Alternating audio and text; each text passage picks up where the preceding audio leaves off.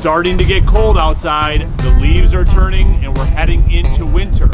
One of the questions I get all the time is, Brandon, should I wait till next year to buy a house? We're here at my office. Let's go inside and we'll talk about it.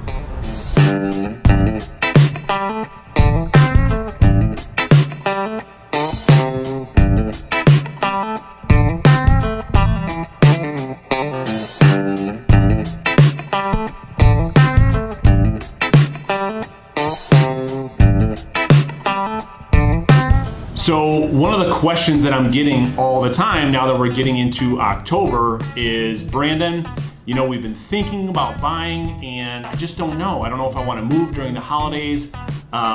Should we wait?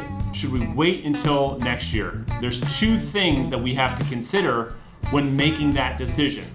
Number one is what I call seller motivation. Okay, so think about this for just a second. People that are selling their house during the spring and summer months, a lot of those sellers have low motivation because they're just trying to see if they can get some crazy high price for the house. And if they do, then they would actually sell it. But if they don't, they have no problem just staying put. However, the houses that are on the market during the winter and holiday months, think about this. Anybody that's willing to sell their house during the winter months, let people track mud into their house, track snow into their house, their motivation is super high. So as a buyer, do you want to deal with a seller that's more motivated or less motivated? Well, obviously we want the seller to be more motivated. It gives us as the buyer more bargaining power, puts us in a better position to negotiate a better deal on that house for us, the buyer, during the winter when the seller's motivation to move and to sell is higher versus it being low. So that's number one thing for you to consider and for you to think about. The other thing, and maybe more important, is affordability, okay? If you're paying attention to what just happened, the Feds just raised interest rates, okay? And now this time next year, the Fed has also came out and said they're gonna raise rates 2 more times.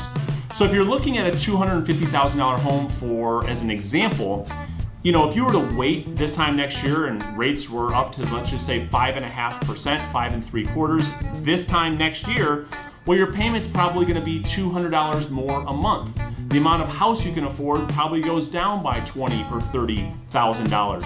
And over the course of 30 years paying on a mortgage, I mean, you're literally looking at $50,000, $60,000, $70,000 in interest by waiting 6 to 9 months. Now, there are pros and cons to doing each. And what I'm suggesting is that you consider these two things, whether or not you're gonna buy a house now, this year, during the fall and the winter months, or wait.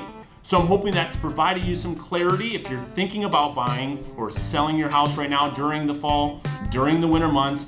Like I always say, don't hesitate. You can reach out to me anytime that you want. I'm here to serve you at the highest level. Let me know how I can help. We'll see you guys next time.